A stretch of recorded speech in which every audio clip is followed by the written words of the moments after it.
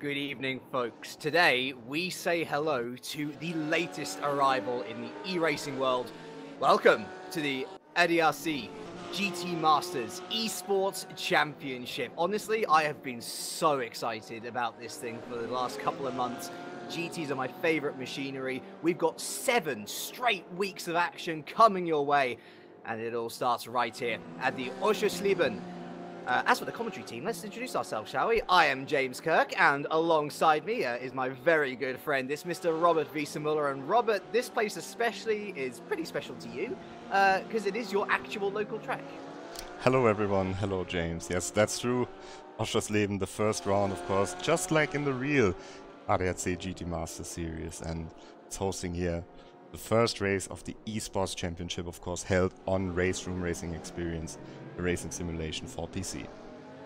Yeah, very special circuit for me. Tough track to overtake, but a great track for spectators. They can really see a lot of the circuit there. So if you're planning on going for the next year, visit the real GT Masters race. Make sure to check out Oschersleben. It's a great track and joined by many others on the calendar. Just looking at just going straight through the list, why don't we? We've got Autodrom Most, we've got the Red Bull Ring, we've got the Nürburgring, Zandvoort, the Sachsen Ring, and the Hockenheim Ring. And to round it all off, after, as I say, 7 straight weeks of action, it is going to be brutal for some of these drivers who aren't necessarily so used to a week-in, week-out championship. We have the live final at Tuning World Bodensee, where there is a prize pool up for grabs of 5,000 euros, Rob. This championship has come into the e-racing world, established now for the last few years as a top-level esport, and it comes in meaning business. And you just look at the driver list as well. So many established names looking to make their mark at round number 1. Yes, here we can see the drivers that have qualified for this race here. In fact, over 1,000 drivers tried to get into the race. We're hosting 4 servers, and this year, this is a top server, the best 30 drivers in the virtual GT Masters cars, and we're streaming this race. And you can see, on top of the timing list, it was Florian Hasse from Euronics Gaming, so driver from Germany in the colorway Corvette, set the fastest time, but followed by Simon Puglisi in a very popular Porsche. Yeah, no, it's fair to say that if you're relatively used to RaceRoom Racing Experience Championships, you'll know that whenever somebody chooses a car, they're going to stick with that car choice for the rest of the season. Except, and this is going to be an exception to the rule with this particular championship, RaceRoom is expected to implement a balance patch mid-season, after which they should be allowed to change cars.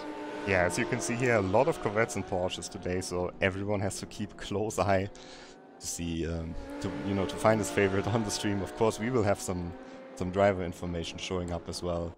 But yeah, there you can see the Audi, for example, in the hands of Lucas Buron there in the foreground. The Audis here as well as the Mercedes and the BMW. They haven't quite performed as well as we hoped to in the practice session, so maybe, just like in real racing, you know it from the GT3 class, you know it from TCR, there will be a little BOP update mid-season coming up. Now, speaking of coming up, perhaps we should tackle the format. We have yet to talk about it, and it's a pretty bog-standard affair, honestly. We have a 15-minute qualifying session. It's the same as per usual RaceRoom standard. Everyone's out on track at the same time, so you're going to have to find your space properly, like real-life racing drivers. And once that 15 minutes hits 0, that's it, the session is over. There's no finishing the last lap you're on. It's 15 minutes dead on the clock. And then we move into a 60-minute race, of which, in the middle 20 minutes, drivers are going to have to perform a pit stop. And it's those pit stops, Rob, which have got us, they've got us real interested, because we genuinely don't know, despite the various drivers going into this qualifying session, going into this race, really who's got the upper edge, because we have, as we've got some spinners in the pit lane already, we have some cars who supposedly can only, well, let's put it out there first. It's a mandatory pit stop, yes. You also have to change at least 2 tyres, and that at least is the most important point to consider here, because some of these cars supposedly can just get away with changing 2 tyres, whereas others, such as this Corvette that we're featuring right now, they more than likely will have to change all 4, which could be a difference of 15 seconds, huge in terms of racing. Yes, and if you're coming from the real GT Masters Championship, you know, of course, 60-minute races with the mandatory pit stop. Like James already mentioned, we have a tire change. 2 or 4 tires, it's up to the driver. And also, we do not have a driver change, so each of these drivers is going to complete the whole race by himself. Speaking of drivers, this guy that we have on the screen right now, Michael Rechel, he was the fastest in the practice session before the before this qualifying, so just a few minutes ago actually, driving also for the Euronics gaming team in a Corvette. He's a very interesting driver, only 15 years old, comes from karting, kart slalom to be more precise. He's one of the talents who's been improving on RaceRoom, and it's very good to see him here in the championship showcasing his talent. Yeah, he's one of those next-gen drivers. He's growing up in a world where e-racing is a thing, where e-racing is very much considered, if not an entry into real-life motorsport, then considered a viable career path at this point. And watching him progress over the last year especially has been such a treat. He's such a nice lad as well. He really cares about his performances. He cares about his improvements as a driver. And let's watch him as he takes us on a tour of the Oschersleben track. And it is an incredibly difficult first complex of corners to start you off here. Turn 1, followed up by the tight and ever-widening turn 2, the hotel section, this is called. And to be fair, those 2 corners alone have seen their fair few of incidents over the years, so the drivers are all going to have to be incredibly careful. Then heading into the long left-hander of the Hasseröder. Again, a little bit of a wiggle there on exit from Rechel. An incredibly difficult track to start us off with, but it's the challenge in which these drivers revel. Speaking of, this is the triple. It's very much what it says on the tin there, a triple complex of 3 left-handers before you switch right into yet another elongated right-hander. Short reprieve then before we head into the McDonald's chicane. Right, left, and then right again. You've got to slow down a little bit though, because it's a tighter exit than expected, and certainly caught out Rechel on this approach. A bit more of a reprieve. It's a back straight, a bit of slipstreaming action perhaps, although it's difficult to overtake into here. The Shell curve, followed then by the Amen curve. Again, a short reprieve. It's then another right-hander, the Bauer curve, before we head towards the final turn, turn 13, a tight right-hander by the name of Zeppelin. That is the Oschersleben. That is a very difficult opening round. There's a very difficult opening lap, I'd say, for Rechel as well. And he comes across the line now to go P6. We're expecting 124.7s as our benchmarks for pole position, and the one who's gotten closest to it so far has been the man who won pre-qualifying, Florian Hasse. He has a 125.0. Yes, and he did exactly that lap time, 124.7 in the pre-qualifying. So I'm expecting great things from Florian Hasse, who's never won an official race on RaceRoom, by the way. Came close a few times, never quite made it stick in the end. Good to see him here setting the pace ahead of Ben Spunky, and Ben Spunky, that's an interesting name as well. He's the driver from Slovakia. He's the reigning champion of the Esports WTCR, so the virtual championship of the WTCR. Good to see him here, as we have a new leader at the moment, Martin Stefanko. So Hasse definitely more the bridesmaid than the bride herself. Definitely the amount of podiums he got last year in the same competition as Banki actually was rather impressive. It speaks volumes of his consistency. Might want to be looking to bring that here. Stefanko, of course, probably one of the most well-known names, I'd say, out of this entire field. Known mostly for his Haas F1 Esports adventures in the F1 Esports series. And speaking of F1, we have someone from Williams Esports who's now at the top of the timing sheets. It is Nikodem Wisniewski, who it's fair to say he's someone who's often been all potential but failed to live up to it every time. Perhaps the GT Masters Esports Championship, the place where he can finally look to step up to the plate as a genuine title contender. Well, if there's anybody who knows about titles, then the man who's now in P2 is the man to look to. Tim Heinemann, often a controversial figure in days gone by, but he's tested this machinery in real life. There is the potential for him to go on and drive in the real-life GT Masters in the near future, and most recently in RaceRoom, of course. He is a 2 times MERC champion. This guy's got so much, again, similar to Wisniewski, Rob, so much potential to do good. It's just a question of whether on track he keeps it clean. Yeah, and the story about Tim Heinemann is really that it shows how close virtual racing or sim racing and real motorsports are, because this is a guy who comes from sim racing, who made the step into real racing. Lap record holder on the Nordschleife in the Porsche Cayman. Drove in the GT4s last year, tested GT3 cars, so I think it won't be long until we see him in the real GT Master Series. And it will be very interesting to keep track of his progress here in the race. So just under 9 minutes left of qualifying remaining. It is Wisniewski currently on provisional pole position, followed by Heinemann, Stefanko, Hasse and Reckel, all names that we were very much expecting up at the top. Tim Heinemann crosses the line now, looking to start a new time, I believe. And, well, actually, this is a pretty cool car to go on to as our next point of discussion, Rob. Welcome any newcomers to e-racing to Adam Pinches, the Hungarian. He drives for ACR Zach Speed. Yes, you heard correct. ACR Zach Speed, that real-life team in the GT Masters. They also have an esports outfit, and I'm sure they'll be very happy to be running their home car, effectively.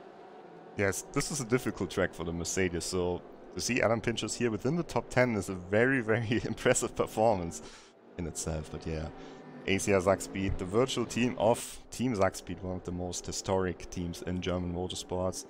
As we see changes for the lead, first we had Ben Spunky, but now it's actually Kuba Brzezinski, another driver from Poland for the Williams Gym Esports, the rookie team, so to say, from Williams Esports. Takes provisional pole position, and behind him here in another Corvette, Ben Spunky from Oschersleben.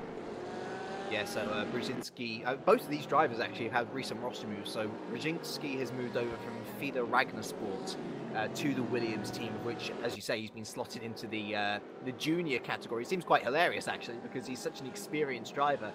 You'd expect him to be in the main lineup. That's certainly what Nikodym Wisniewski is. He's gone back onto pole position. And Ben Spunky had a high-profile move at the beginning of the EWTCR campaign, which he ended up winning. He moved from ACR Zach Speed over to Oscaro Esports. And so that's the thing about esports in general. You'll see a lot of roster moves. You'll see people going for big money changes. You'll see teams trying to one-up each other by buying each other's drivers effectively. It's a great state of affairs. It keeps things fresh as Banki moves back into P2, actually behind Wisniewski. And there comes Stefanko once again, moving up onto pole position, getting closer and closer to that 124.7, Rob, with 6 minutes 40 left on the clock. The top three are separated by just under 200ths of a second. That's how close it is. Extremely close. David Notch, another driver from Hungary, just slotted into P6 now. And here we have Martin Stefanko. As you mentioned before, he drove already for Haas for the Formula 1 team in the virtual series of the Formula 1. And he also drives the car that won the real GT Masters Championship. A nice looking Porsche from the Herbert Motorsport team. A good omen perhaps, and certainly an even better omen if these rumours about just having to change 2 tyres on the Porsche comes true, because goodness me, if he's showing this pace and if he's able to convert that to the race with a more optimum pit stop strategy, could be looking very good for the Czech driver. Now, is there anybody particularly out of position? I mean, to be fair, we were talking about this over the last week. It is such a stacked grid. There are so many names here that you would expect to see in the top 10 of anywhere else, really. And I'm looking outside the top 10, and we can name off just out of the blue: Gergo Baldi, Adam Pinches, Julian Kunze, Jaroslav Honzik, Daniel Fredriksson, Valim Benedek, Mark Nandri. All of these guys have taken podiums, top 5 positions in RaceRoom series, and yet they're all outside of the top 10. Incredible to see just the level of quality that this field has to present to us. This man here, Simone Puglisi, driving for the Ballas Racing team. He was second in pre-qualifying and he's only in P19 at the moment. Just shows the quality of the field. And of course on the left side you can see how close the times are. Up until Mark Nandri in P23, they're all within a second. And so far it is definitely the Porsche show, isn't it? The only non-Porsche in that top 5 is Ben Spunky, currently P3. And a reminder that it is still incredibly close. I mean, in order to go within a second of provisional pole position, so that 124.831, you have to go to P24 before you fall outside of a second. Incredibly close, and it really does mean that any small gain that you can get around this track will probably jump you up a couple of positions. And for Ben Spunky, he is put in a mighty first sector. You see there the little purple gleam to his sector time. That means that he is at the fastest first sector one of anyone on track at the moment. A green sector, of course, means that they've gone faster than their personal best. For Bunky, though, he has followed up that purple sector one with a purple sector two. And I was saying that we were looking at the only Corvette in the top 5. It could be a Corvette moving onto provisional pole position very soon indeed. It's all about how he tackles these last couple of corners. It looks very clean, very smart from the Slovakian indeed. And he crosses the line now to go P3. That final sector, as smart as it looked, Rob, was pretty damn slow, unfortunately. And no improvement for Ben Spunky. And here's another guy who's looking for an improvement. Julian Kunze, widely regarded as one of the fastest drivers on RaceRoom. Only P18, he won't be happy with that. But look at the sector times, they are pretty fast. Well, behind Buron, I hope Buron doesn't hold him up here a little bit. You got to wonder if Buron's on a lap, though. No, he's not. He goes into the pit lane now, maybe abandoning it. Let's see whether Kunze can move anywhere closer to the top 10. Oh, a little bit ragged on exit as well. It's one of the main features of this track is not to get on the power too early. And it is an improvement for Julian Kunze, at least moving his way up to... I saw him change there. I don't know where he's gone. P11. P11, there we go. So he is closer to the top 10, but still not within it. Oh, Wisniewski, that was a little bit of the circuit there. Has to be careful because there are slowdown penalties activated in this race. So if you cut the track during the race, you will get a penalty that you have to slow down. And you can see here, no slowdown penalty this time for Wisniewski, but he lost so much time that he has to abandon the lap. And we are running out of time rapidly, Rob. 2.5 minutes remain. So anybody who gets out of the pits now should be able to get one more lap in, but time is running out, especially for the likes of Simone Puglisi here. Crosses the line and only improves another position. P16 for P2 in pre-qualifying. Brzezinski. As up the top goes Kuba Brzezinski. Another huge lap from the Polish driver puts him on provisional pole position. The first man to dip into the 1:24.7s. Is he going to improve on that? He doesn't think so. He did go out, or he was looking to go out the pits. He's decided to now say, no, that's as fast as I can go. The marker has been set, Rob. Can anyone beat it? Maybe Michael Rechel, because he's on a very strong lap. In the final sector, oh, he loses it! And the power of the Corvette bites back at the last. Would that have been a lap to see him into the top 5 even? Yeah, Rechel is down in P9. He will have enough time, actually. Or will he have enough time? No. Oh, he won't I think he's done for the session. He won't have enough time, but this man here, Martin Stefanko, he will be able to finish the lap. Of course, when the timer hits 0, that means qualifying is over. We will see the times from all drivers show up around 20 seconds before the end, and they can still improve. But after the timer hits 0, then it's really over. So Stefanko on his final attempt. Baldi also purple sectors, Heinemann purple sectors as well, but we are staying with Stefanko. Purple again in the second sector, and it's the same car as Brzezinski. Oh, he's looking good, isn't he? He's looking planted through that chicane.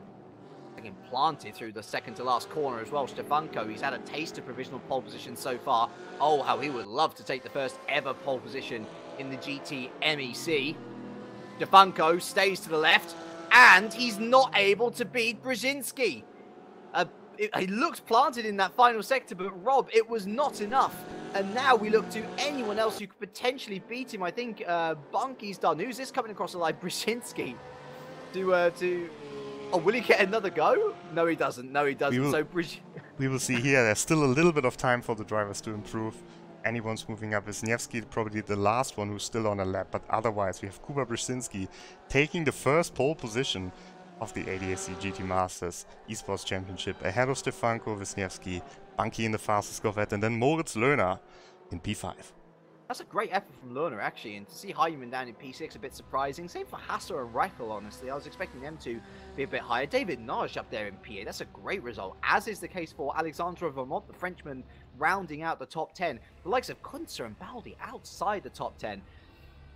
It promises to be a fascinating race, and we are heading straight into it, Rob. An hour on the clock, a mandatory pit stop in the middle to deal with as well. Oh, I love these moments. I live for them. A new championship, a new day. And for Stefanko, he gets a front row seat alongside Brzezinski. Yes, and the Porsches, they are very good off the line because we have a standing start. We don't have a rolling start like in the real GT Master Series. No formation lap, just straight into the race standing start. And the Porsche with the engine position, a lot of weight on the rear. It's just very good off the line, especially compared to the Corvette and to the Mercedes. So we will see, but it's all Porsches in the front, so Yeah. Still depends on the driver's skill with the clutch, of course. Who can get the best start. All the cars are spawning on the grid here. You can see 6 seconds remaining and everyone's here now. So the GT Masters Esports Championship begins here. The red lights above the drivers go out and we are racing at the Oschersleben, and it does look to be a decent enough start for Brzezinski. He is clear of Stefanko, who's immediately under pressure from Nikolai Wisniewski, and look at that, defending immediately to toe, and the Mercedes going almost sideways at the back, but somehow being able to recover it. Everybody making their way through turns 1 and 2 without much grief. Fair play to everyone. That is probably as clean a start as anybody could have hoped for. Oh, there's the accident! Although there on the exit, problems, unfortunately. A load of drivers falling down the order. Kirkhoff involved, Indika involved, Vega and Bayetza involved as well. And ultimately, it's Kirkhoff coming off the worst there. He's down to P30, but at least at the front, everything looked okay. For Stefanko, though, he's had an awful start from the front row to P6. He was absolutely mobbed by the likes of Wisniewski, Bunky, Lerner, and Heinemann. This isn't F1 Esports, Martin, and you're going to have to learn that quickly. He's in a tight spot here now, under pressure by Florian Hasse, fastest guy in pre-qualifying. Oh, and Hasse is already moving to the inside, but Stefanko himself, he wants to get past Heinemann. And the braking here, very difficult to pass on the circuit. They'll go hard over the curbs. Yeah, and Stefanko, it didn't look like the best start, but he probably lost a bit of time afterwards as Gergo Baldi is dropping down the order, so he might be off the circuit. Oh, late move there from Hasse, and he goes through. That's a brilliant move from Florian Hasse. He saw the situation developing ahead of him. It was Heinemann who had a real loose moment, and Hasse saw the hesitation from Stefanko, which you'd understand from Stefanko as well. He doesn't want to get his nose unclean in the first lap or so. Great move from Hasse, great opportunism, and at the end of lap 1, it'll be Brzezinski who leads from Wisniewski, Bunky, Lerner, Heinemann, Hasse, Stefanko, Noj, Vermont, and Rechel. And as you said, Rob, a little bit of an off moment for Gergo Baldi, down from P11 to P16 now. For Stefanko, however, he wants to stop this arrest he wants to stop this fall in position, very quickly. He wants to arrest it. That was the phrase I was trying to get out eventually. P7, now got David Naj to watch out for. And looking at Adam Pinch's, it could have been oh so worse for him. Almost fully sideways going into turn 1. Somehow managed to save it, and he's come out in P15. And just checking with our exotic cars here on the grid. Those cars that are not Porsches or Corvettes. Lucas Buron, currently in P19, that's the Phoenix Racing Audi that he's driving with. And René Kirchhoff, we saw him at the start of the race, he dropped back to last position. Also a driver driving for a team associated with the real racing team, Sorg Rennsport in his case. And he's stuck behind Jan Courtois, who was also involved in the starting accident. So back up to the front then. And it is Brzezinski who still leads, and it looks like this top 4 is really starting to break away. Polish 1-2 at the moment, with the Slovakian and German behind. Brzezinski hasn't really had much defending to do so far, Rob. He's been quick enough to stay ahead of Wisniewski, but he's not in as strong a position as he would probably like. Any small mistake, and Wisniewski will look to capitalise. A mistake that Lerner ends up making actually sees him fall off the back there of the top 3. And David Noj there in a real good scrap here. And here's that Stefanko still defending. Yes, but here comes Romont up the inside. Rubbing his racing, they say, but I'm sure that David Noj will have a different opinion as they head into the triple. Is going to be an easy position for Vermont to defend. The track very much suiting his position. Is Michael Rechel there looking to make his way up. He's actually lost positions since the start, down to P10. He'll be pretty eager to make his way back up the order. You can see how they attack the curbs, especially the Porsche, very stable on the curbs. Bit of a cut there from one of them. Yeah, it's just hard to make a pass here. We've seen the attempts into the final corner and on the start-finish straight. Maybe here into this chicane as well. Could be possible, but then of course the strategy will become important too as the race progresses. So we're only 5 minutes in. Was that a late move there from Florian Hasse? Yes, it was. He was looking to try and catch Heinemann off guard, as he did Stefanko. And he's got to be careful, Hasse, because Stefanko hasn't necessarily dropped too far behind the German. You can see it's a bit of a... Ooh! I think Hasse hit him there. Yeah, Hasse put Heinemann out of the race. Oh, I didn't even... Can't get to Heinemann. He's just dropping down the order. And there he is. Yeah, he's stuck. There he is. And he's out of the race, and you could hear the bang.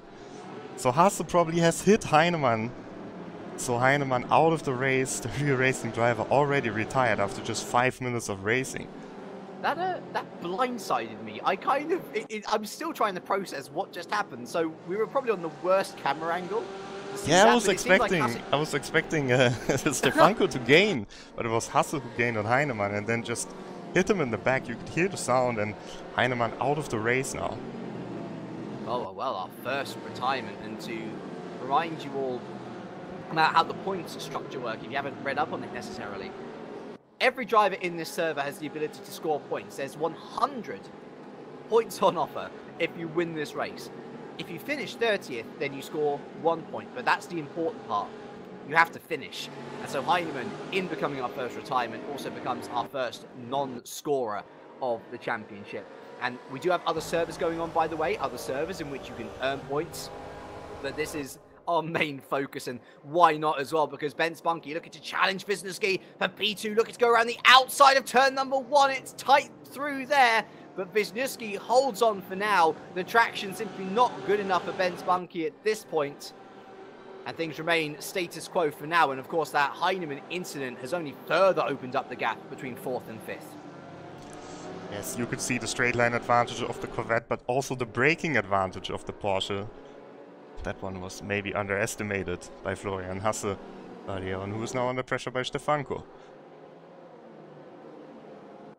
They're probably worth going back to this battle, actually, because it is very much a train led by Hasse, and Hasse hasn't necessarily been a total stranger to incidents in the past. A couple of lapses of concentration have seen him pick up a few penalty points here and there in various championships. Again, though, his consistency sees him finishing good positions usually, and so despite the fact that he gains penalty points, he also gains a lot of points in general to compensate for that. Undoubtedly, it will have shaken him, though. He's not the rough and ready driver that people might be quick to judge him as here. Oh, there's a massive slip there of David Nagy. And speaking of drivers who make a couple of mistakes, David Nagy is no stranger to those as well. And the power of the Corvette once again catching people out. And Nagy has lost out massively there, down from the top 10 to P19, P20 even. Oh, and I think Mark Nandori is off the track as well. And picked up by the time. Yeah. That's terminal damage for Mark Nandori here, out of the race. Corvette is fast, but very difficult to drive here at Oschersleben. So, funnily enough, actually, the first 2 retirements of the GT Masters Esports Championship, and here's a fun fact for you all out there, first 2 retirements of this championship are the first 2 people to have won a race in the Esports World Touring Car Championship back in the day. Yes, 2 very experienced drivers, Heinemann and Nandori, but it shows experience isn't everything. And here we've got quite an exotic driver, Lai Sabino, and if you do not recognize this flag, this is the flag of Macau. Sabino, actually, to be fair, he's been improving ever so slightly as well. He's becoming a more and more regular name at the top level. Maybe not necessarily challenging the top 10, but at least you're getting into server 1 in the first place. Goes a bit deep there, actually, into the right-hander, but able to hold on for now. And ultimately, I think it's just a statement of pride to be in this server at this point, Rob. If you're able to get here, and you've seen the list of names, everyone, that he's competing up against, it's hugely impressive what he's been able to accomplish. Yes, and for someone who's watching only the real... Oh, there's an overtake in the background. That's Fredriksson, passed by Esa. Nice move by Daniel Fredriksson. So yeah, if you're only familiar with the real GT Masters Championship, you just have to see, this is a guy who drives in the World Championship, in the World Touring Car Championship. There's a guy from the F1 series coming up as well. They're all coming together here in the GT Master Series, so it's an ultra competitive international field. Some of the best drivers from all around the world. So if you qualify for this server, then it's a big achievement. But of course, we also have different servers running. 4 servers running at the moment, so 120 people racing. at the same time. So even if you're maybe not quite at this level, it still makes sense to try it out on RaceRoom. First 10 minutes have come and gone, and it is still Brzezinski who leads from pole position. Wisniewski, his compatriot and longtime friend, it must be said, and now teammate, I guess, in general at Williams Esports. I'm sure those two will be looking to work together in some vein. I mean, it must be re-emphasized. This is a lone wolf championship. These guys, they all have their various teams that they go to, but the only championship that matters in this is the drivers' championship, and so they can work together. They can work on setups if they like, but they are very much out for themselves when it comes to the points. And it looks like a little bit of a mistake there from Wisniewski could allow Benz Bunky an invitation to maybe take another little look once again. Wisniewski's looking to stick to the outside actually, and Bunky, he had a peek around the door, didn't he? He had a look at the party inside and decided that the party was perhaps a little bit too raucous for him at this particular integer. He decides to stay behind for now. Again, there is 50 minutes left of racing and a pit stop remaining, so no need to potentially put your car in any danger at this early stage. And back in the midfield here, looking at Roman Ivanov now, the Russian, looking to try and chase down Yaroslav Honzik, and there's a name that we know very well. One of the happiest men, I should say, in sim racing is Yaroslav Honzik. Just happy to be there, and doing pretty well for himself. Currently middle of the pack. Yes, Ivanov actually dropped back. He was a little bit further ahead. That's why I jumped to him. Now behind Yaroslav Honzik. Honzik only in 15th. He's a guy who's won a lot of races on world-class level, so he will be a little bit disappointed with that. Usually he's streaming all of his races too on YouTube. Don't think he's streaming this time, so maybe he's feeling the pressure already. Yeah, they're always so entertaining to watch back as well. You can't help but support him in his endeavours. And looking up front as well, there's Adam Pinches looking to fend off Konrad Zarebiec there in the ACR Zach speed. And we were talking about this Mercedes maybe having a bit of trouble around this track. Well, he's certainly using its width to its advantage. Currently trying his best to keep Zarebiec off his back, but the Polish driver is unrelenting at this stage. Here you can see the advantage of the Mercedes. That's the straight line speed. Straight line speed doesn't count for so much at Oschersleben. Oh, in the foreground. Oh, what a move! Zarebiec! Wow! Daniel Ricciardo, eat your heart out. That was incredible. And look at Pinches, look to muscle his way up the inside, trying to wrestle that position back from Zarebiec. But that's great traction from the Porsche driver. Oh, and look at the cutback from Pinches. He sees an opportunity. He dives down the inside. And that is a fantastic move from Adam Pinches to answer the fantastic move from Zarebiec into turn one. And up the inside of the triple now is that Yaroslav Honzik, after just featuring him, using the opportunity to his greatest advantage. This is phenomenal stuff from the midfield. Brilliant, and most importantly, respected racing between the three. Zarebiec now under pressure by Ivanov, and like you said, James, that was a fantastic move by Adam Pinches. Fantastic move first by Zarebiec, but it didn't pay out in the end.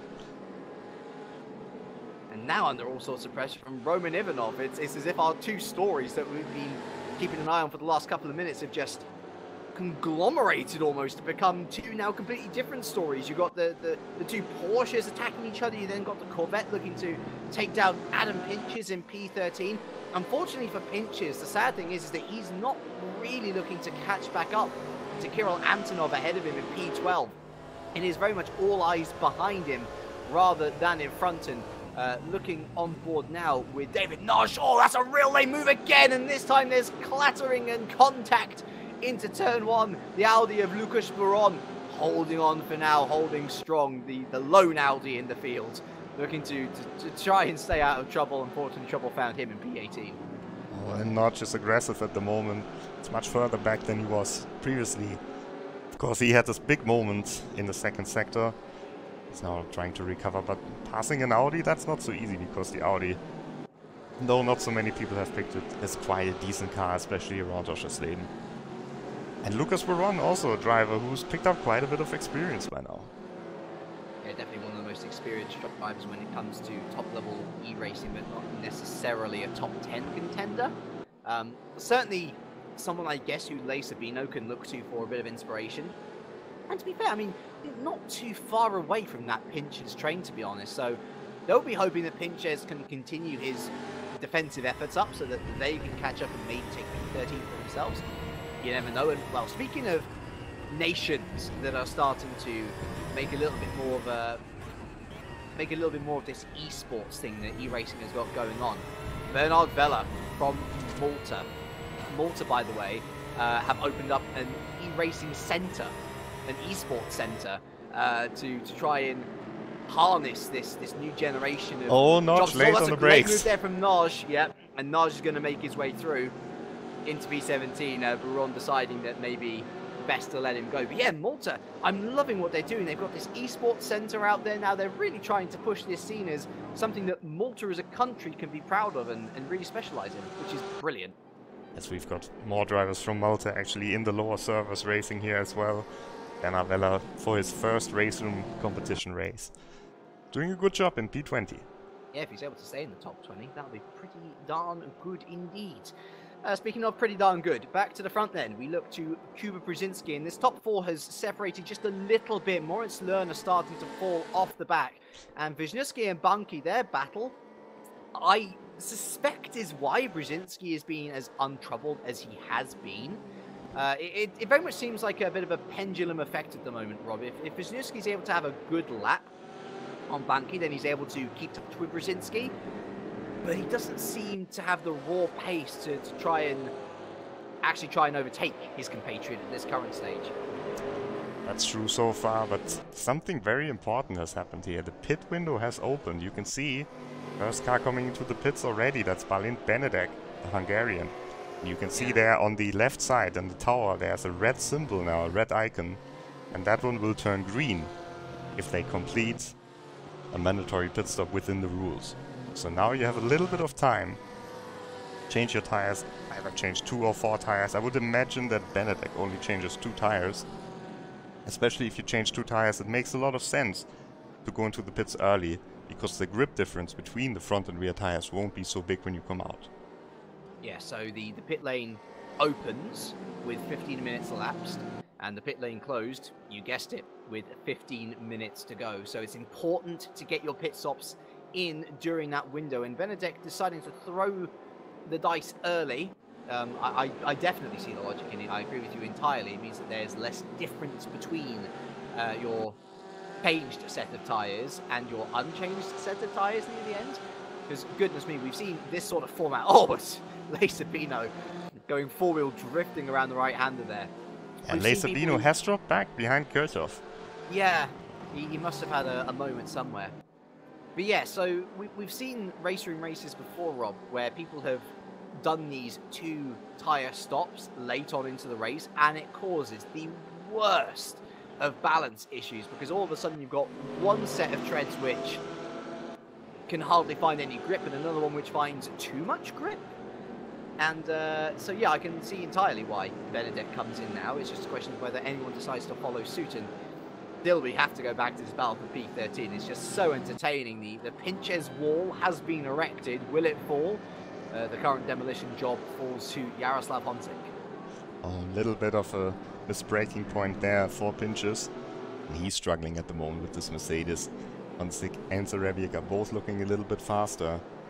Antonov ahead of him is kind of driving away.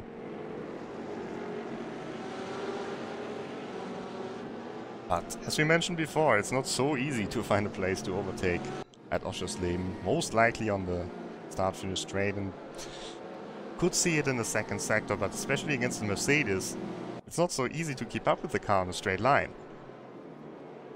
Yeah, you kind of get the feeling that these guys are going to have to wait until the pit stops, perhaps, before they have a real solid chance of overtaking him, because I imagine that the Mercedes will probably be one of those cars which has to change 4 tyres, or am I wrong in saying that? I suspect that they will change all 4 tyres for sure.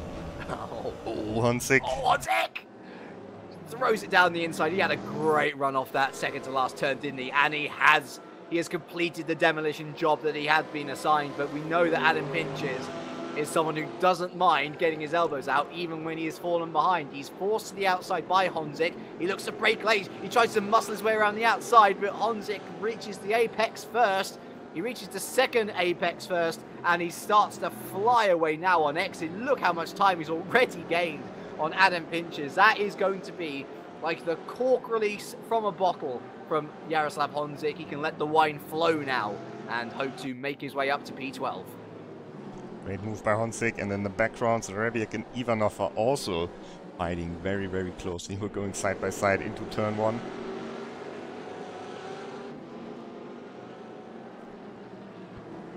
Should stay very interesting, at least for Adam Pinches.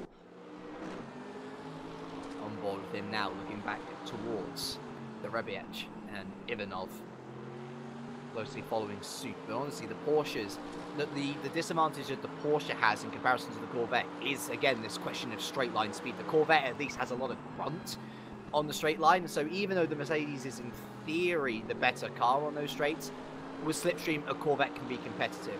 The Porsche, all of their advantage is in the fast corners, and so they're able to keep touch with Pinches, but they might be relying on Pinches actually making a mistake for them to try and launch it. So I mean, we think back to that earlier move with Rebiec on Pinches, and Pinches was just able to throw his car down the inside and take the position back immediately.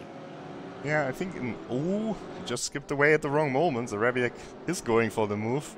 Or maybe I don't know anything. Especially in the slow corners, the Porsche is very strong. He just squeezed himself through the tiniest of gaps there. The Rebiec up into P14, and now Ivanov as well, late on the brakes, goes a little bit into the back of Pinches. This commentator knows nothing. Fire me now. My job is done here. Adam Pinches, unfortunately, falling down the order once again then to P15, and Rebiec this time, no rebuttal. Oh, and that's another mistake there, and that could allow Antonov. Yeah, I was getting my two Russians mixed up there. I think it is Ivanov, actually. Oh, and bit of contact there. It is Ivanov. Again, this commentator knows nothing. Ivanov capitalizing on a mistake from Pinches, and the two Porsches make their way through on this lap. Oh, wide line from Ivanov here. Just wanted to skip to Kunze because he's also in a tight battle, but I think we just have to stay a little bit longer. Bit of contact. Got David Noj there as well, and we know how aggressive he's been the last couple of laps. Oh wow, braking himself as well. Could that allow Vela through? No on exit. They all stay line astern. Coming down to turn 1, it's all about that slipstreaming action. Will anyone look to go for a late dive? David Noj looks, he thinks about it, but he decides to stay in for now. Now we can jump to Kunze. Kunze in the car with the number 1. Number 13, that's Alexandre Vromont, young driver from France. He's part of the Oschersleben team. Kunze has recovered pretty well from his pretty average qualifying. I mean, Vermont, I wasn't expecting Vermont to be in the top 10 in qualifying, let alone the race. He's doing an incredible job, although a mistake there. As soon as I dish out my praise, he decides to go and make a mistake. And a driver as experienced and as adept at getting podiums and winning as Kunze will prey on that any day of the week. He moves up into P6, into P9. P7, sorry. I need to have a drink. Clearly, I'm losing it, Rob. Let's hope the drivers are not losing it here in this chicane. Most difficult corner on the track, probably because of the curbs. You can see especially the Corvettes, they are wiggling all the time when they go over the curbs. This man here, this is Antonov, a Russian, in the same car as Ivanov to make it even harder. And I think we've seen Gergo Baldi go into the pit lane. Yeah, Baldi pits. Check out this pit entry. Oh, wow. Over the grass. Now he just slows down. There. Now he will drive to his pit box. I think he's actually the third driver to pit because Moisescu has also been... Oh, Moisescu has not been in the pits. Moisescu has been in the wall. You can see a part of his Porsche missing there. That's a slow-moving car and an ugly-looking Porsche, unfortunately. He's a bit of TLC, that one, and needs to probably go back to the pits. I imagine if he wasn't going to pit early, then he probably will now. This car here, this is Benedek. He was the first one to pit, and let's see where Baldi comes out. And we can also learn a little bit about the strategy. Benedek still going here. Baldi now starting to move again. Where is Baldi? Oh, I think Baldi's behind. Yeah, Baldi is behind indeed. Now the question is, was that a 4-tyre stop or was that a 2-tyre stop and Benedek has simply performed an undercut? Oh, Either way, I'm pretty certain this was a 4-tyre stop for Baldi. Because in theory, Benedek is now net 11th. Yeah, and Benedek was a little bit further back actually earlier on in the race, so that would surprise me. Oh, once again here, Pinches and Notch. 2 Hungarians. Oh, no love lost between these two. Pinches to close the door. He decided to leave a gap open and Notch said, well, excuse me, I'm coming right on through then. But there is still a chance for Pinches to defend into turn 1 because he has that crucial inside line and he has the grunt of the Mercedes behind him. It's just a case of who's last of the late breakers, really. And it is Pinches, although look at that outside traction from David Naj. He's going to muscle his way up the inside of turn number 2. And once again, the Mercedes is ushered to the outside. It is not great out there. It's left adrift at sea. And Naj completes the move with a plum, although Pinches trying to throw it up the inside of turn 3 once again. Brilliant stuff from the compatriots here as they still go side by side, contact between the two, and eventually Pinches is forced to fall in behind Naj as they enter the triple. Great move by David Naj, and Pinches shows, even though his car might not be suited so well to this track, he's not giving up, he's still giving everyone a close fight. That was some great persistency from David Naj. We saw him get his elbows out earlier, and that seemed like he'd calmed down a little bit, maybe refound some confidence. He'll be confident that he's inside the top 15 again, as we hurtle, Rob, really, towards the halfway point of this race. There's 34 minutes remaining, so let's check in with the top, and the top has closed up significantly since we last saw it, to be fair. Brzezinski from Wisniewski, Bunky Lerner, Husser, and Stefanko.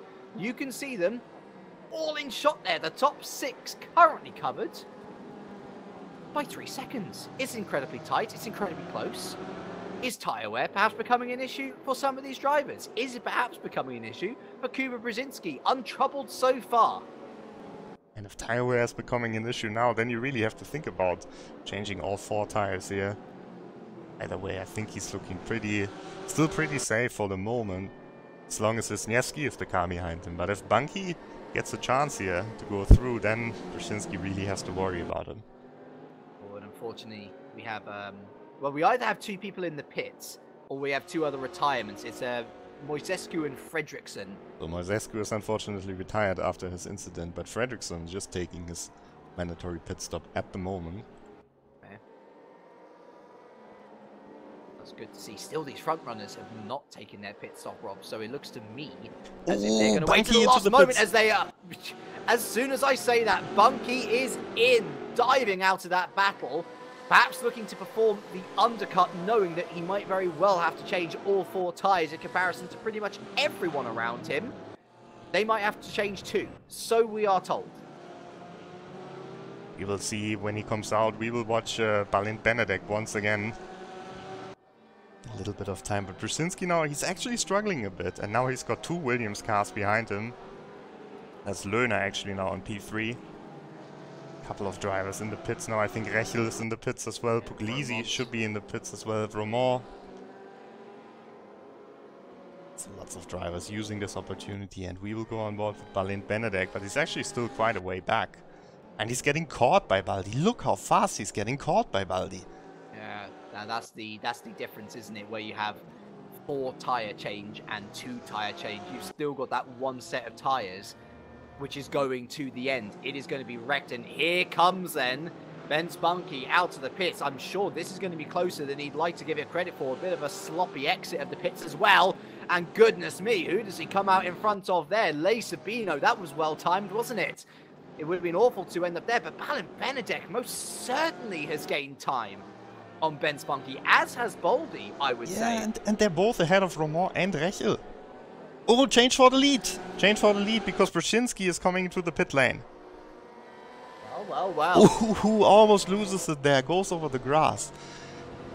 On the half-minute mark, Brzezinski chooses to come in. I knew he was looking a little bit more unstable. Now the question is, does he change 2 or 4? Because if he's starting to feel a little bit of pressure on the tyres now, And surely it's best to cover off Bunky, because he definitely chased 4. Kunz is in the pits as well. So we've got Wisniewski leading ahead of Löhner and Hasse now. But we will stay with Benz Bunky. There is still 15 minutes left of this pit stop window open. So it's a question of whether you want to cover off the people who you're battling with now. Here comes Brzezinski, sorry, out of the pits. He has most certainly gained time on Benz Bunky, hasn't he? Out of the pits he comes now. He's going to be well ahead of the next car, which I think it's it's Kirk, René Kirchhoff. Well, he gained time, but I'm not sure if that's really 2 tires. It's definitely 2 tires because Bunky is now 10 seconds behind Brzezinski. I don't think it's so much. But we will see as the race progresses. Maybe it was just a bad pit stop for Bunky. See here, and I think Wisniewski is the next one to drive into the pits. It's indeed Wisniewski in, Stefanko in as well. Lerner and Hasse, they're going to keep on going. And you know what? If I was Hasse, I'd be thinking, yeah, let's go as far as we can. Because if you're going to have a fresh set of tyres at the end, when others have used up all their tyres, you're on for a late race charge, and that could get you so many positions, especially considering how close the field has been up to this point. Indeed. Either way, one of the guys who gained a lot during the pit stop, that was Gergo Baldi, who's ahead of Kunze now as well.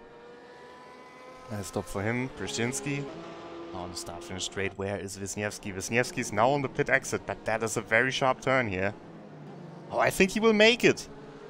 Yes, Wisniewski is taking the lead of the race.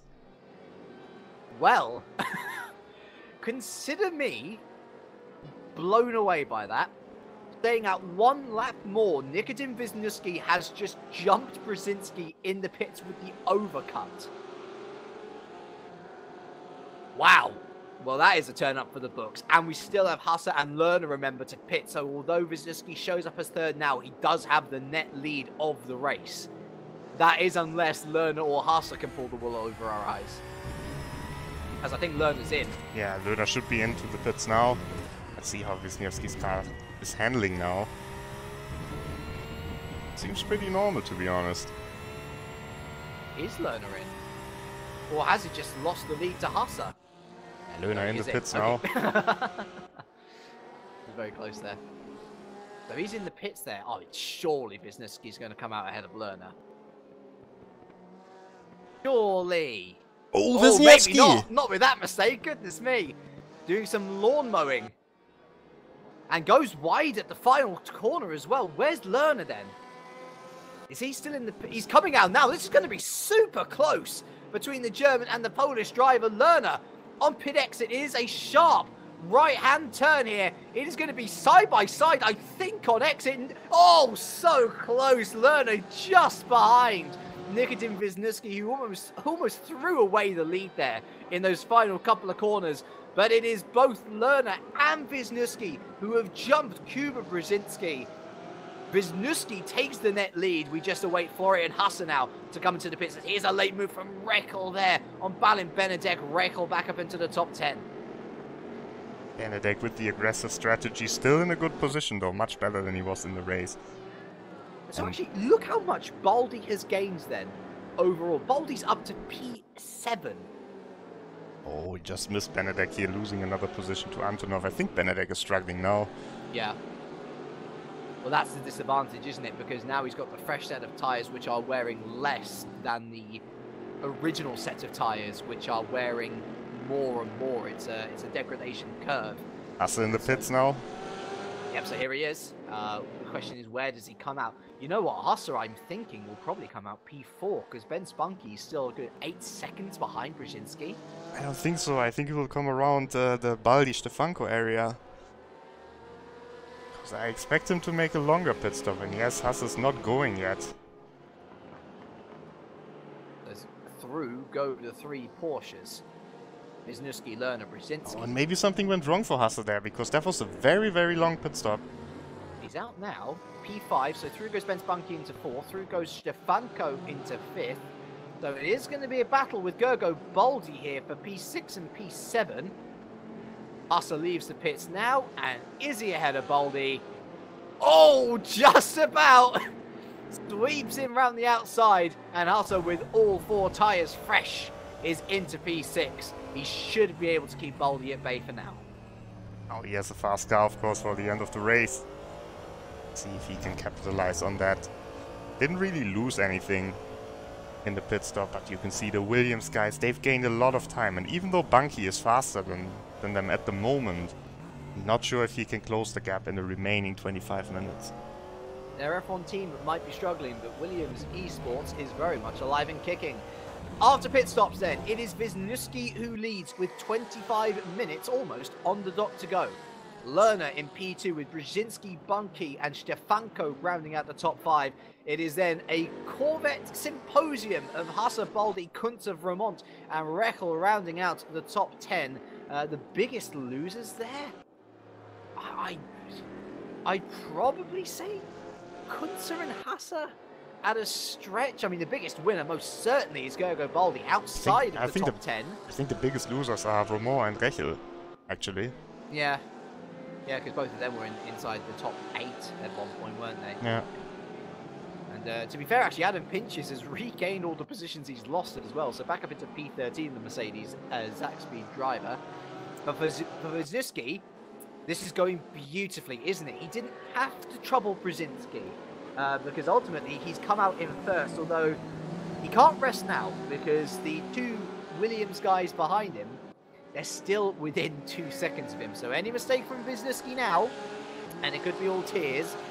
But you know what, Rob? This is the Wisniewski that we were expecting to see in the e-racing scene for the past couple of years. He looks like the Wisniewski that can take a title challenge.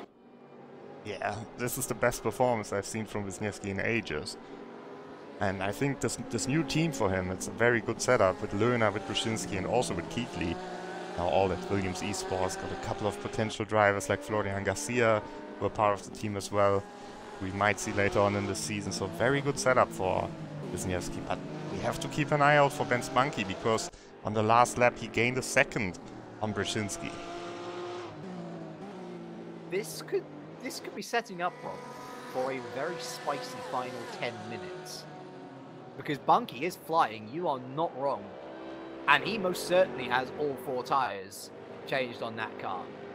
6 seconds the gap between himself and Brzezinski, of which then, of course, Lerner and Wisniewski, they're only 1.5 seconds ahead. Although it looks like there's been a bit of change further down in the midfield. I think it's Honzik who's been off, Kirk off.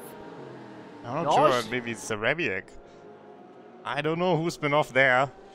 Pinchas definitely lost the place to Puglisi, but there's been a few changes, and now Rebiek here. Once again, late on the... as well.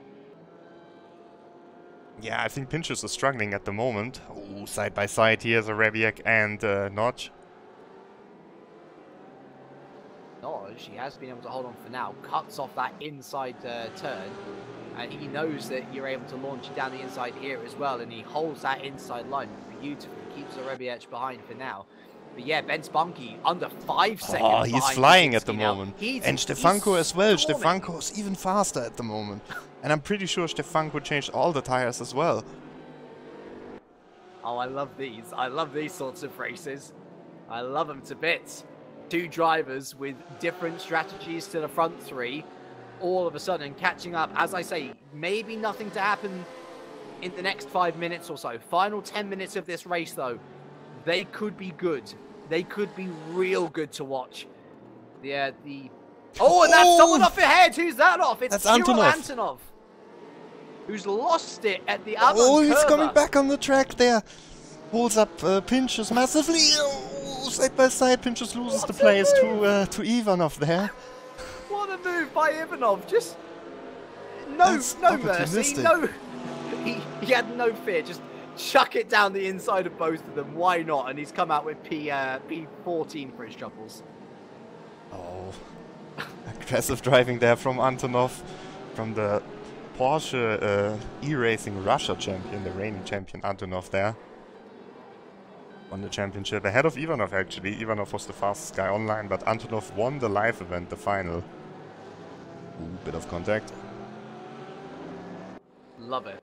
Let me tell you, this has been a thoroughly entertaining first round of the GT Masters Esports Championship, Rob. And again, the stories are not over. Benedek, Lisi, what a pass! Is he going to make it around the outside? Surely not. Oh, wow!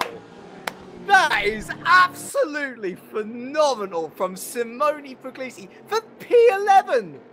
For P11, he went around the outside of that turn. And now is it going to be double trouble here? Up the inside goes Yaroslav Honzik into P12. Roman Ivanov has been, Balin Benedek has been knocked for 6 there. No idea what's just happened to him. Oh, incredible racing.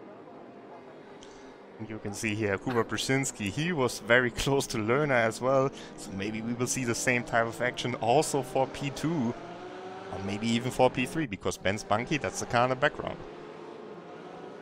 Oh, this race has been good so far. I have the feeling it's going to lead to a mighty crescendo. I hope I'm not building it up too much. Just under 20 minutes on the clock left then. The top 3 are separated by just over 2 seconds, but charging them down is Ben Spunky and Martin Stefanko. Both of them, we think, have changed all 4 drivers, and we've got traffic now to throw into the mix as well. Lucas Baron about to be lapped by our leader, Nikodem Wisniewski.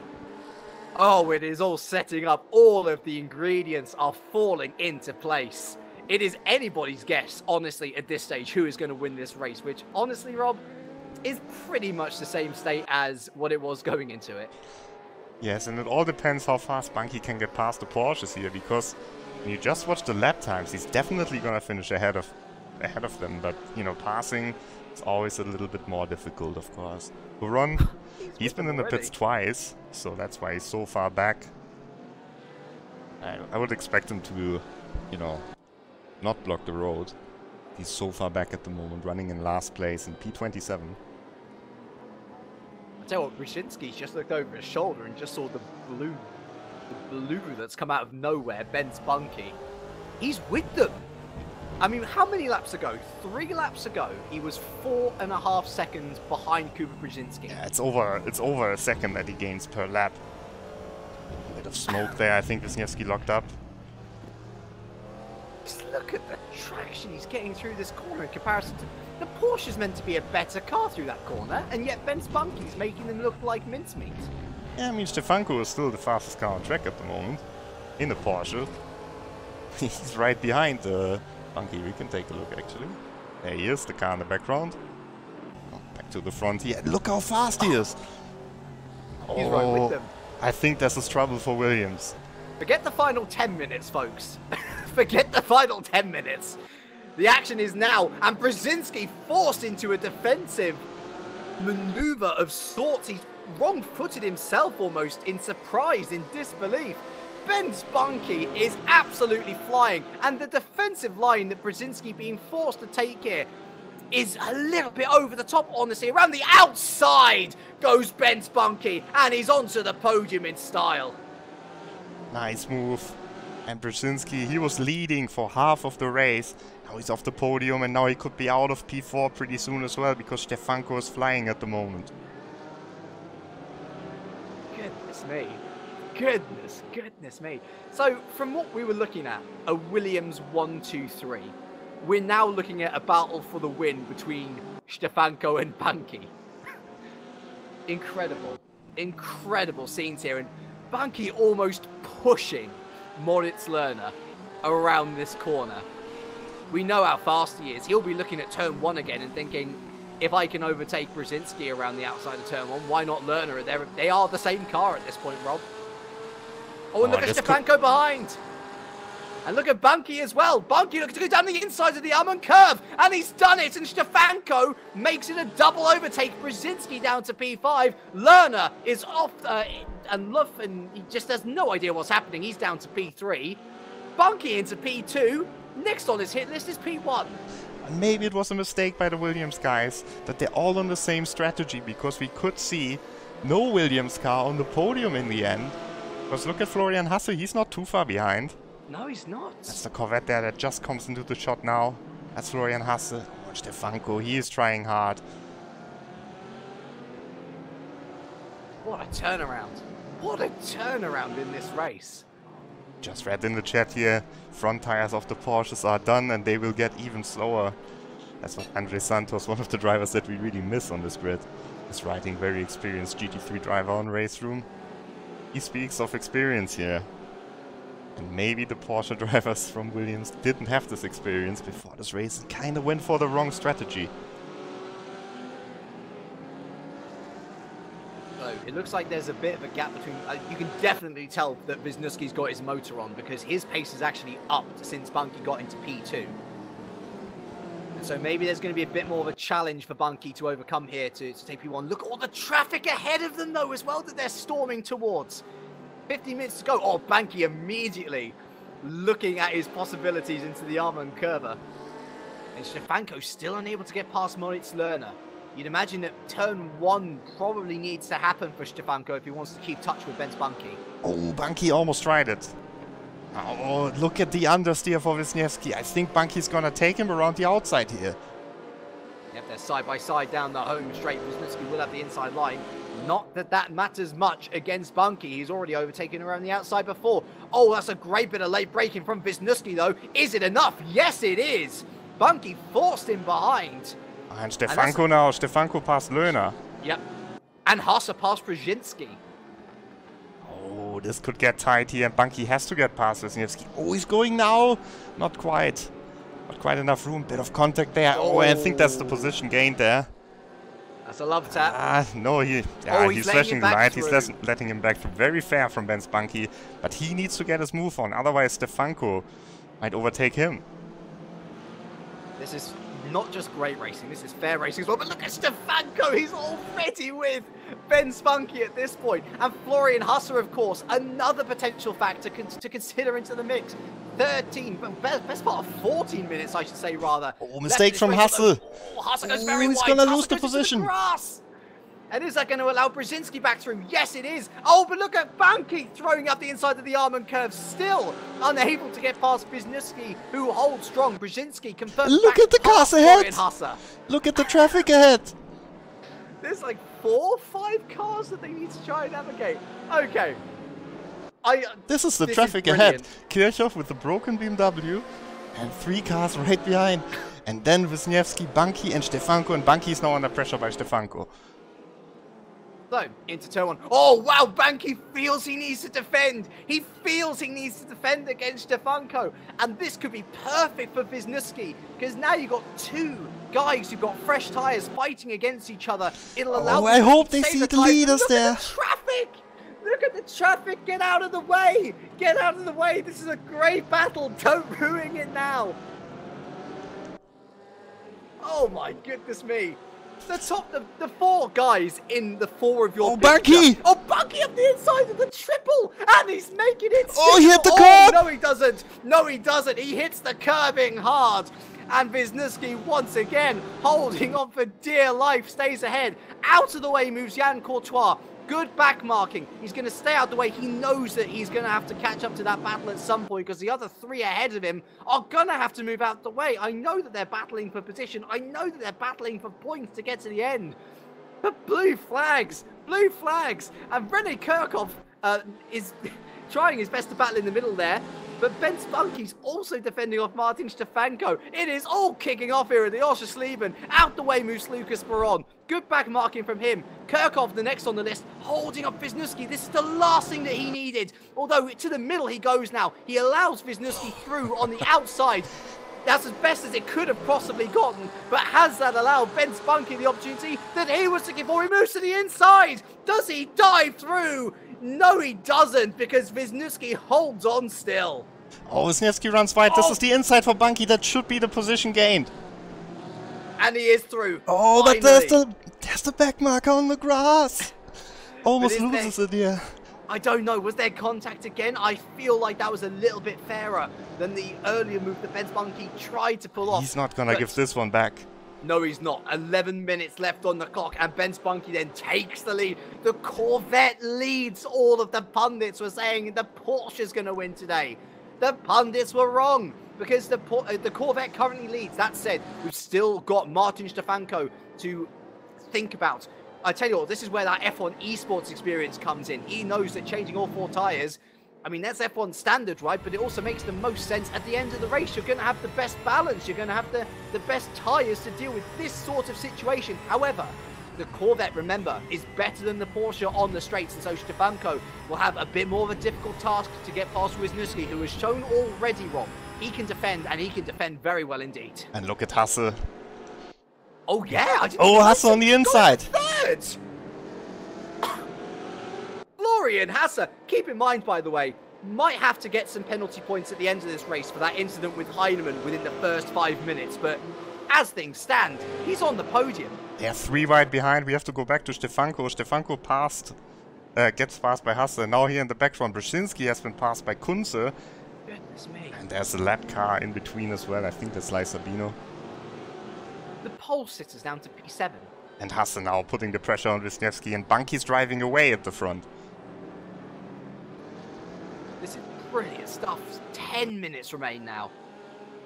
Still some moves to be shaken around, I know that much for certain. It is Bunky who leads from Wisniewski, Hasse, Stefanko, Lerner, Kunze, Brzezinski, Baldi, Rechel, and Romont back inside the top 10. You've got Puglisi and Honzik waiting in the wings outside the top 10 as well. Oh, contact between Hasse and Wisniewski. That was a great save by Florian Hasse, but he's got to calm down. I know he wants to chase down Benz Bunky, but he's going to have to do it a little bit cleaner than that.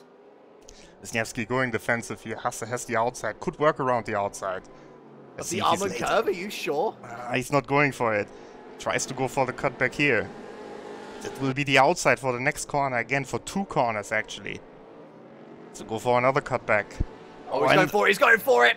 Goes wide. Does Wisniewski contact between the two. But Hasse was there.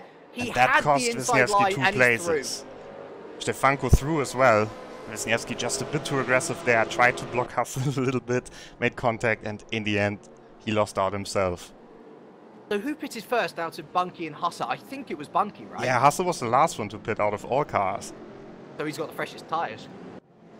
Yeah, he has indeed, but it's a 3-second gap. I don't know if he can close that. Only 8 minutes, but we will see. Hasse looks like the fastest car. Hasse was the fastest driver in pre-qualifying. And he's chasing his first win on RaceRoom. And of course, the very first win of the ADAC GT Masters Esports Championship. God, look at Kunze as well. He's right on the back of these Porsches now, and he's... God, can you imagine, with half the race to go, we were looking at a Porsche 123. And now, with 8 minutes to go, a Corvette 123 could be what we end up with. It's definitely a possibility, but we still got Stefanko, of course, in the mix. Yep. And Kunze still has to go past 2 Williams Porsches here. Just checking back real quick on Adam Pinchas because he's been off. He's been in the wall. That Mercedes does not look like it's new. Oh, that's a shame. He was doing so well, defending for so long. But ultimately the car bites him as Kunze forces his way up the inside of Moritz Lerner. A little mistake on the outside curbing once again, catching out another car. And Kunze's into the top 5. Nice move by Kunze. And now you can see in the background Baldi as well. Gaining a lot of time. Maybe he will catch the Williams cars as well. Oh, Puglisi's into the top 10. Yeah, I think Romont has been off. Romont down to P12, yeah. Honzik through into P11 as well. A reminder that everyone who finishes at this point will be scoring points. Of course, you'd rather be in P1 scoring 100 than P27, which scores you only 4, if I remember correctly. It's a weird point system. We have to take into account all the other servers. And Nekedin Wisniewski is going to have to take into account Julian Kunze here. He was leading the race just 2 laps ago, Rob. And now he's staring down the barrel of P5 at best.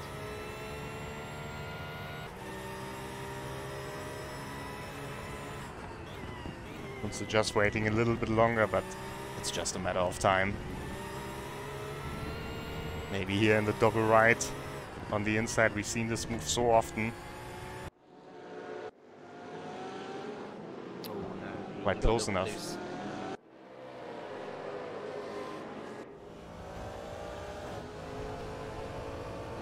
Kunze now.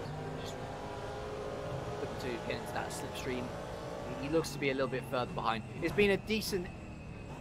I tell you what, for as many positions as he's lost, Rob, it has been a real decent defensive effort from Wisniewski, considering the disadvantage that he's at this point. Yeah, he's been doing a good job. And just don't have high hopes for him. Oh, a little bit of a slide for Kunze here. Turns the car on the brakes.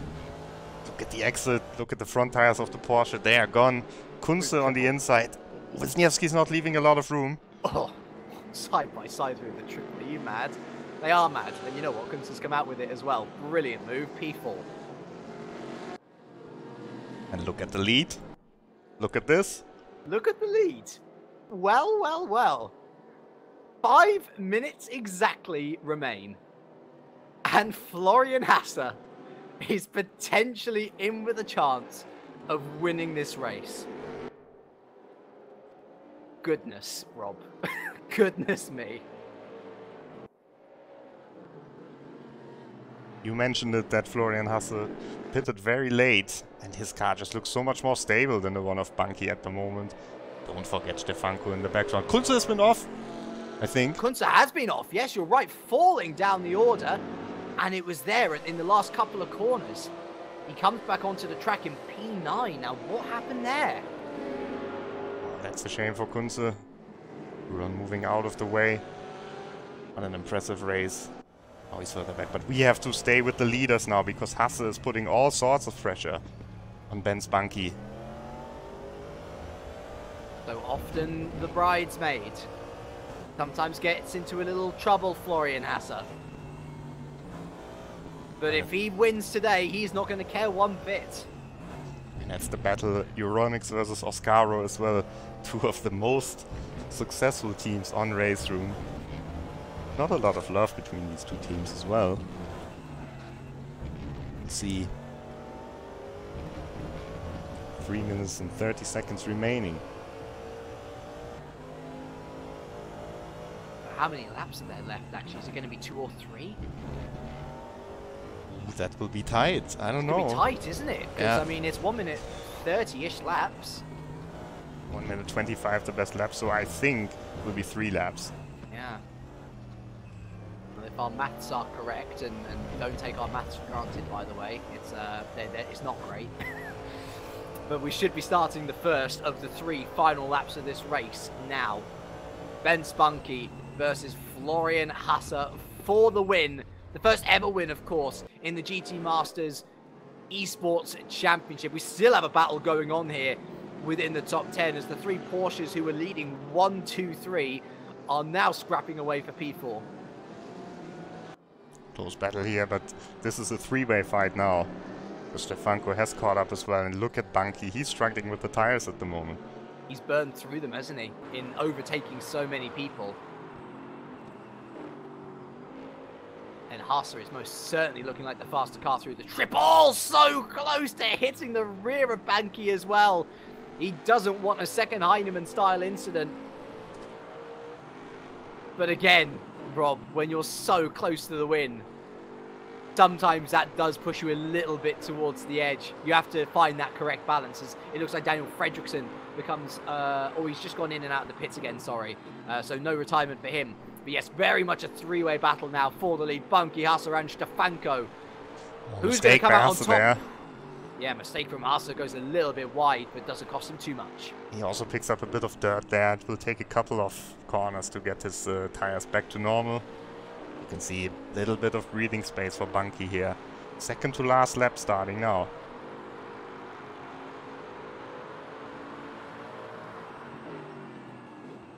Oh my goodness, look out! That is the same corner where Hasse and Heinemann made contact earlier on. I get the feeling, Rob, that we just saw how the Heinemann incident happened. Williams cars close together.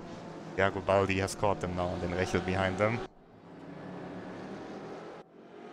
Baldi with some potentially very nice points on the table. He had a bit of a troubling 2018, it must be said.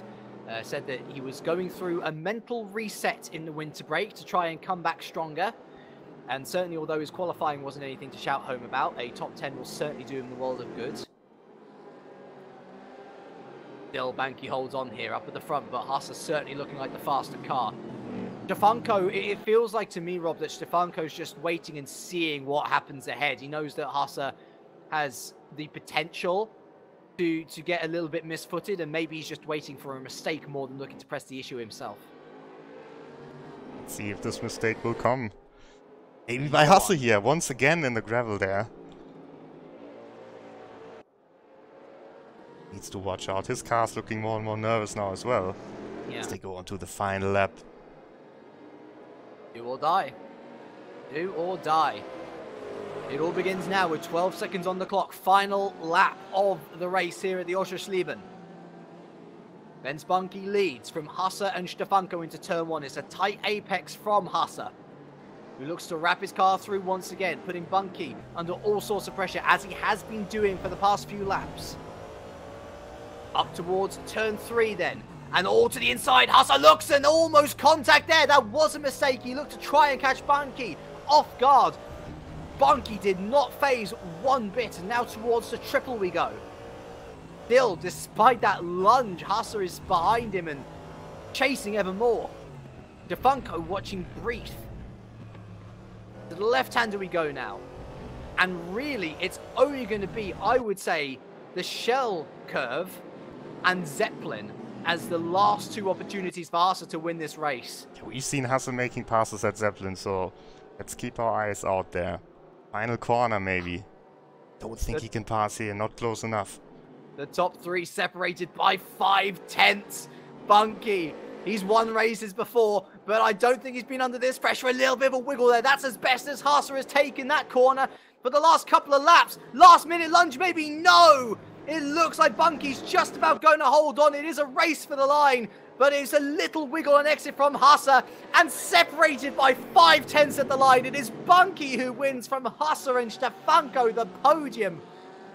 Oh, incredible stuff from the 3 of them. Behind is Wisniewski in 4th, with Lerner and Brzezinski following suit. Baldi comes home in P7 with Michael Rechel, Julian Kunze, and Simone Puglisi rounding out your top 10. Your retirements from the race were Christian Moisescu, Mark Nandari, and Tim Heinemann. But your first ever winner, of course, in the ADAC GT Masters Esports Championship is Ben Spunky. And if his EWTCR career is anything to go by, then perhaps we should be expecting him on the top step for maybe once or twice more to come. Still racing here a little bit further back. Benedek, P16 on his different pit strategy. Oh, Antonov, I think he just had a disconnect after the finish line there. And Adam Pinches, the sad story of Adam Pinches in this race. He's doing a good job in the Mercedes until he lost half of his car in an accident. And now IndyCar on the outside. Can he make it stick? Not quite. Also a run to the line for them, but I think it will be P21 for Adam Pinches this race. Yeah, Ben Spunky, what a performance by him. From relative obscurity in the top 5 to winning. Florian Hasse there picking up the fastest lap, unsurprisingly, but it is a Corvette 1-2 then. Who would have seen that coming? Martin Stefanko from the front row of the grid, finishing P3, finishing well ahead of Kuba Brzezinski, our pole sitter, in P6. A great recovery drive from Gergo Baldi, started outside the top 10 there to finish inside the top 10, P7. Reckel only gained the position overall from his qualifying position, and Simone Puglisi as well, coming home P10 in his first major championship start. The Oschersleben delivered, Rob. And as I said at the top of the show, it is no rest for the wicked. It is 7 weeks straight of action, and we return next Sunday to another tight track, the Autodrom Most. Yes, one of the tracks that is new to RaceRoom. That was also new on the calendar of the GT Masters in the past year. It'll be really exciting. We can see some of the pictures here already from the track. Very fast circuit actually, fast circuit with hard braking zones and a couple of really fast corners, so we will see how the performance of the cars will be on the Czech circuit. We will see also a couple of new drivers. I think Jack Keithley is going to join the championship, maybe Tim Yarshall as well. So that could be very interesting. Just take a look at the calendar here. You can see 1-week rhythm for this championship. You can join as well if you're interested. Head over to game.raceroom.com and click on the competitions, and there you will find the ADAC GT Masters Esports Championship with a live final at the Tuning World Bodensee. 5,000 euros, of course, in cash prize up for grabs.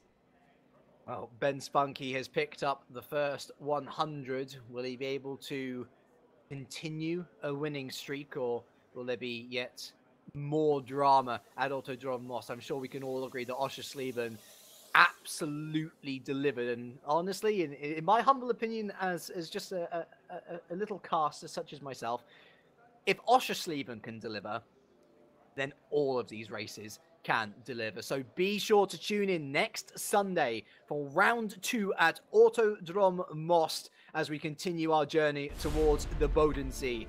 I'd like to give a big thank you to everyone who joined us today. A big thank you to Mr. Rob Wiesenmüller, as always, for joining me. I've been James Kirk, and from all of us here, it is a very warm goodbye.